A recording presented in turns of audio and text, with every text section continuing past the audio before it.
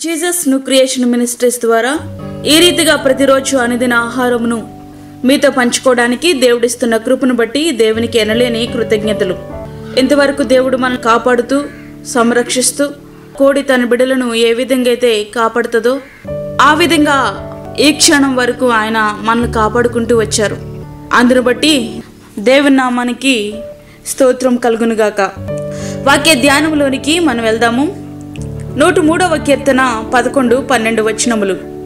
భూమి కంటే ఆకాశము ఎంత ఉన్నతముగా ఉన్నదో ఆయన యందు భయభక్తులు గల వారి ఎడల ఆయన కృప అంత అధికముగా ఉన్నది. పడమటికి తూర్పు ఎంత దూరమో ఆయన మన అతిక్రమములను మనకు అంత దూరపరిచి ఉన్నాడు. దావీదు గారు తెలియజేస్తూ ఉన్నారు ఏంటంటే దేవుని ఎందుకు స్తుతించాలో దానికి కారణాలు ఆయన తెలియజెప్తూ ఉన్నారు.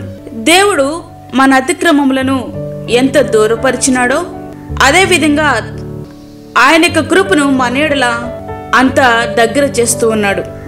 ఆయన కృప ఎంత అత్యున్నతమైనదో అది వర్ణనకే సాధ్యం కాదు.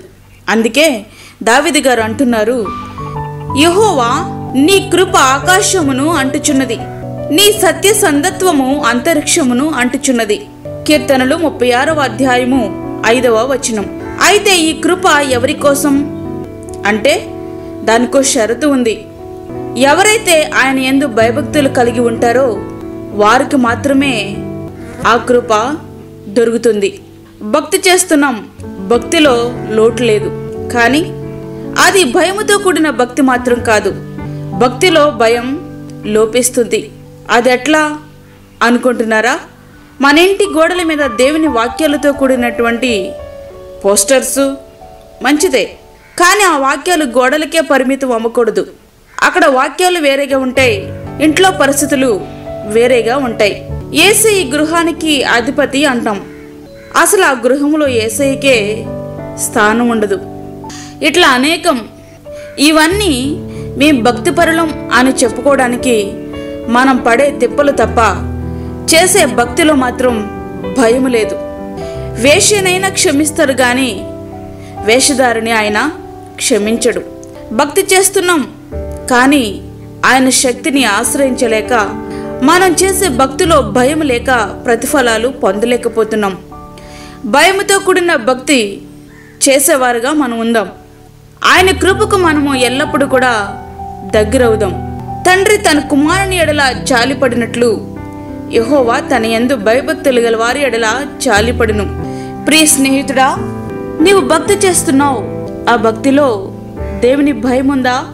నీ మెడలో సిలువ వేసుకుంటున్నావు, అదేదో గొప్ప భక్తి అనుకుంటున్నావు.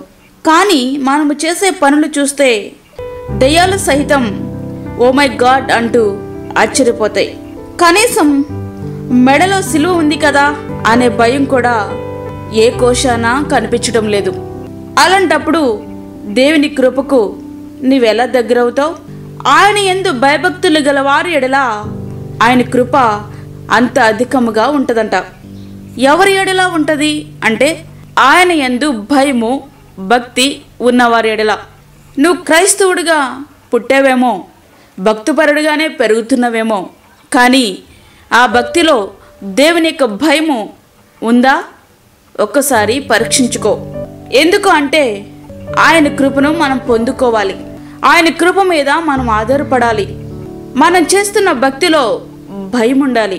భయముతో కూడినటువంటి భక్తి నీలో ఉన్నట్లయితే ఆయన కృప ఎల్లప్పుడూ నీకు తోడుగా ఉంటుంది. మన అతిక్రమములు మనకి దూరంగా ఉంచాలని ఆయన ఇష్టపడుతున్నాడు. ఈ సమయంలో నిన్ను నీవు పరీక్షించుకో. నీవు దేవుని యందు భయభక్తులు కలిగి ఉంటున్నావా లేదా ఒక్కసారి ఆలోచించు. ఆయన కృప ఎల్లప్పుడూ నీకు తోడుగా ఉంటది. ఆయనను ఆశ్రయించు. వేషధారి వలె కాకుండా నిజమైనటువంటి భక్తితో ఆయన ఎడల సాగిపో. ప్రియమైన దేవుని బిడ్డ, దేవుని ఆశ్రయించు. మనుషుల సహాయం అడిగినందువలన ప్రయోజనమేమీ లేదు. ఆయన ఎల్లప్పుడూ మనకి తోడుగా ఉండడు దేవుడు. మనుషుల వలె మనను వదిలివేసే దేవుడు కాదు. ఆయన ఎల్లప్పుడూ మనకి సహాయంగా ఉండి ఆశ్రయమిచ్చేటటువంటి దేవుడు. అంత గొప్ప దేవుణ్ణి మనం కలిగి ఉన్నందుకు దేవుని మనం ఎంతగానో స్తుతించాలి. మన యొక్క భక్తి జీవితంలో సరైన విధంగా ఆయనను అనుసరిస్తూ మనము ముందుకు కొనసాగాలి. ఈ యొక్క ఉదయకాల సమయంలో ఒక్కసారి పరీక్షించుకో. ఎందుకంటే దేవుని రాకడ అతి సమీపంగా ఉంది. మనము ఆయనను ఎదుర్కోవాలి. ఆయన ఎదుర్కోవాలంటే భయముతో కూడినటువంటి భక్తి మనకు ఉండాలి. అప్పుడు మాత్రమే ఆయనను మనము ఎదుర్కోగలం. శుద్ధమైనటువంటి హృదయము గలవారే ఆయనను ఎదుర్కొంటారు. కాబట్టి మనము కూడా మన హృదయాన్ని శుభ్రపరచుకుందాము. దేవుని యందు భయభక్తులు కలిగి జీవిద్దాం. మన కుటుంబాన్ని సిద్ధపరచుకుందాం. దేవుని రాజ్యము కొరకై ఎదురు చూద్దాం. అట్టి కృప ధన్యత దేవుడు మనకి అనుగ్రహించునుగాక. ఆమేన్. వాక్యం విన్నటువంటి దేవుని బిడ్డలారా, ప్రార్థనలో ఏకీభవించండి. పరిశుద్ధమైన తండ్రి, ప్రేమగల యేసు ప్రభువా, శ్రేష్టమైన మరి ఒక దినం మాకు అనుగ్రహించారు నాయన, నీకు వందనాలు. ఈ దినమంతా మాకు తోడుగుండండి. ప్రతి విధమైన శోధన, కీడు, ప్రమాదముల నుంచి మమ్మల్ని తప్పించండి. నీ సన్నిధిని మాతో ఉంచండి.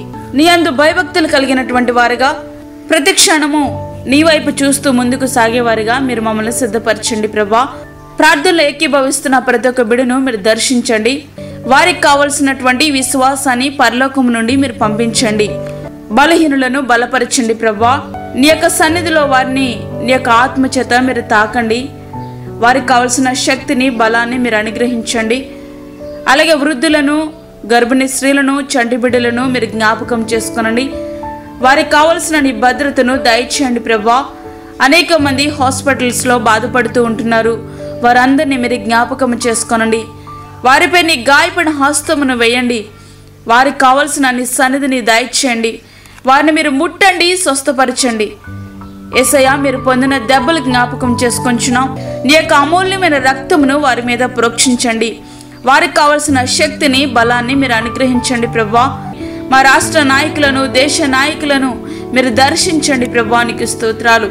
ఈ దినమంతా నీ సన్నిధిని మాతో ఉంచండి.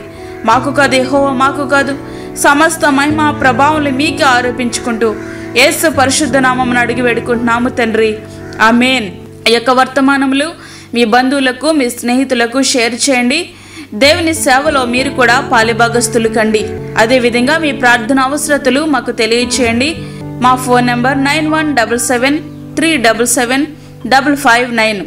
దేవుడు మిమ్మును, మీ కుటుంబమును దీవించునుగాక. ఆమేన్. దేవుని పనిలో మీ సహోదరి అన్నామణి.